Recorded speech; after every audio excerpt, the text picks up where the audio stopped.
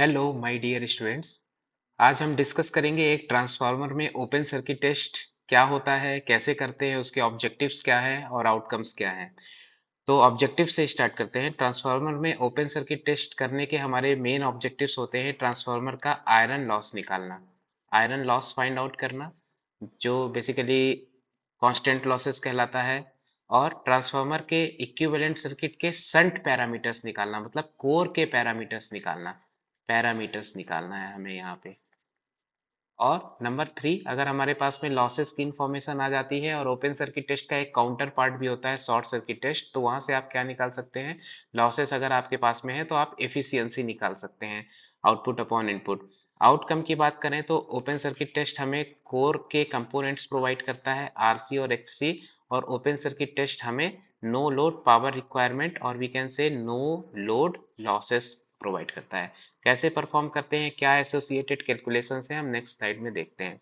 तो how to perform करने के पहले मैं आपको ट्रांसफार्मर का एक सिंपल कोर टाइप कंस्ट्रक्शन दिखाता हूँ। कुछ इस तरीके से आप एक कोर टाइप ट्रांसफार्मर को बनाते हैं, प्रेजेंट करते हैं। तो ये इसकी एक प्राइमरी वाइंडिंग हो गई और यहाँ पे आप इसको सेकेंडरी वाइंडिंग करते हैं। तो ट्रांसफार्मर, आपको पता है कि ट्रांसफार्मर एक static electromagnetic energy conversion device है, जो इलेक्ट्रिकल एनर्जी को एक इलेक्ट्रिक सर्किट से दूसरे इलेक्ट्रिक सर्किट में ट्रांसफर करता है ओवर ए मैग्नेटिक मीडियम। मतलब दो इलेक्ट्रिक सर्किट आपस में एक मैग्नेटिक मीडियम के थ्रू कनेक्टेड है। तो हम मान लेते हैं यहाँ पे जो हमारे पैरामीटर्स है, इलेक्ट्रिक डोमेन है, यहाँ पे है V1 I1 और यहाँ पे है V2 I2। और अगर आपका ये सेकेंडरी का वोल्टेज प्राइमरी के वोल्टेज से बड़ा है, ये रिलेशन अगर होल्ड कर रहा है, तो आप इस तरीके के ट्रांसफार्मर को आप बोलते हैं step up transformer, step up transformer. और एक चीज आप ध्यान रखें कि जब आप ओसी टेस्ट करते हैं, ओसी टेस्ट करते हैं तो आपको ट्रांसफार्मर की हाई वोल्टेज की जो साइड है उसको क्या रखना पड़ता है, ओपन रखते हैं। ऐसा इसलिए करते हैं कि जो भी हमारे मेजरिंग इंस्ट्रूमेंट्स होते हैं, ammeter, voltmeter, wattmeter और आपकी जो पावर सप्लाई होती है, ये आपको कहाँ पे लगाना होगा, एलवी साइड पे। तो ऑब्वियसली इनकी जो रिक्वायरमेंट है, जो इनकी रेटिंग्स है, वो कम रेटिंग के इंस्ट्रूमेंट्स आपको यूज करने पड़ेंगे। तो हम बात करते हैं कि कैसे परफॉर्म करेंगे। तो ट्रांसफार्मर का भी मैंने कोर टाइप स्ट्रक्चर बनाया है और उस कोर टाइप स्ट्रक्चर को आप ध्यान में रखें। तो ये लेट से हमारा एक ट्रांसफार्मर हो गया और ये ट्रांसफार्मर की हमने आपको बताया कि कौन से साइड को ओपन रखते हैं। तो ट्रांसफार्मर की जो हाई वोल्टेज साइड है उसको हमें क्या रखना है, ओपन, ओपन रखना है। और जो ट्रांसफार्मर का आपका लो वोल्टेज साइड है, वहाँ पे आपको मेजरिंग इंस्ट्रूमेंट्स आपके कनेक्ट करने हैं। तो यहाँ पे आपकी है सिंगल फेज एसी सप्लाई, जिसको आपने थ्रू ऑटो ट्रांसफार्मर प्रोवाइड करना है इस ट्रांसफार्मर पे। तो ये ऑटो ट्रांसफार्मर है, ये इनके न्यूट्रल के पॉइंट से आपने डायरेक्टली जोड़ दिए और ये आपका जाएगा सबसे पहले एक एमीटर पे जाएगा। उसके बाद यहाँ पे आपको पता है कि आप वोल्ट मीटर एक पैरेलल पे आपको लगाना है, जो उसके जो रेटेड प्राइमरी वोल्टेज है उतना अप्लाई करना है। और ये एमीटर, वोल्ट मीटर और तीसरा इंस्ट्रूमेंट है आपका क्या, वॉट मीटर। तो वॉट मीटर कुछ इस तरीके से आप कनेक्ट कर सकते हैं। तो इस तरीके से आपका सर्किट डायग्राम बन जाएगा। और ये ध्यान रखें कि वॉट मीटर के 3 टर्मिनल्स हैं। तो ये हो गया एम मेंस से, ये एल और ये सी। और एमीटर वोल्ट मीटर आपके सीरीज और पैरेलल में लगे हैं।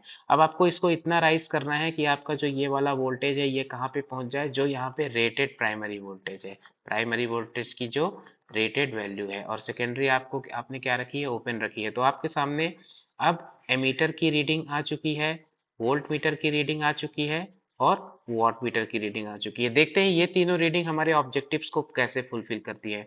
तो फर्स्ट ऑफ ऑल, जो आपको वॉट मीटर रीडिंग दे रहा है उस पर अगर आप मल्टीप्लाइंग फैक्टर को मल्टीप्लाई करते हैं तो ये डायरेक्टली आपको आयरन लॉस प्रोवाइड कर देता है। जो भी वॉटेज हो रहा है वो ट्रांसफार्मर का आयरन लॉस है। आयरन लॉस मतलब नो लोड पावर रिक्वायरमेंट, और ये पावर रिक्वायरमेंट आइडियली तो नहीं होनी चाहिए, जीरो होनी चाहिए, लेकिन ट्रांसफार्मर ले रहा है मतलब अपने कोर लॉसेस को सेटिस्फाई या कि सप्लाई करने के लिए ले रहा है। और आयरन लॉस के आपके दो कंपोनेंट हैं और वो दोनों कंपोनेंट का जो समेशन है वो इस फाइनली जो आपको वॉट मीटर की रीडिंग मिल रही है उसमें इंक्लूड है। तो एक आपका इसका कंपोनेंट हो गया eddy current loss plus hysteresis loss.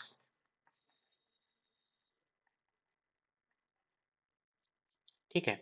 अब एट द सेम टाइम आपको पता है कि W is equal to V I cos phi. तो आपको वॉट मीटर की रीडिंग में से वोल्ट मीटर की रीडिंग और एमीटर की रीडिंग को डिवाइड कर देना है तो आपके पास में क्या आ जाएगा, cos फाई, और cos फाई आ जाएगा तो आप फाई निकाल के रखिए, और फाई आ जाता है तो आप साइन फाई भी कैलकुलेट करके रखिए। इसका फर्दर यूज है, मैं अभी बताता हूँ। अगर आप एक ट्रांसफार्मर का अप्रोक्सीमेट इक्विवेलेंट सर्किट देखते हैं, अप्रोक्सीमेट इक्विवेलेंट सर्किट, तो इस अप्रोक्सीमेट इक्विवेलेंट सर्किट में हमारे सामने हैं मेजरली ट्रांसफार्मर के कोर के पैरामीटर्स, जो हम डायरेक्टली सप्लाई के अक्रॉस हमने लगा दिए हैं। ये आपकी सप्लाई है कुछ इस तरीके से V, और ये है आपका कोर का रेजिस्टेंस, और ये है आपका कोर का रिएक्टेंस, और ये आपका प्राइमरी वाइंडिंग का रेजिस्टेंस, प्राइमरी वाइंडिंग का रिएक्टेंस, सेकेंडरी वाइंडिंग का रेजिस्टेंस एंड सेकेंडरी वाइंडिंग का रिएक्टेंस।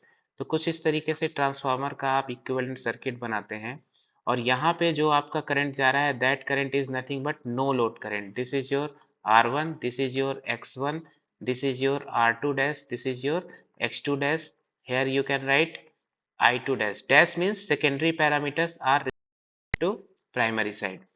Now अब यहाँ पे जो आपका करंट जा रहा है वो करंट है R के करस्पॉन्डिंग, और जो यहाँ पे करंट जा रहा है वो करंट है X के करस्पॉन्डिंग। और आप देख रहे हैं I नॉट के दो कंपोनेंट हैं, IR और IX। तो आप इसको लिख सकते हैं कि जो आपका I नॉट है that is the phasor sum of IR plus IX। तो यहाँ से अभी रिसेंटली आपने cos फाई निकाला हुआ है, और आपके सामने जो एमीटर की रीडिंग है that is nothing but your I naught. तो आप लिख सकते हैं IR is equal to I naught cos phi, और similarly you can write IX is equal to I naught sin phi, because ये आपका इस फेजर से समझ में आ जाएगा, ये IR है, ये IX है, और जो इनका आपका फेजर सम है that is what, that is your I not.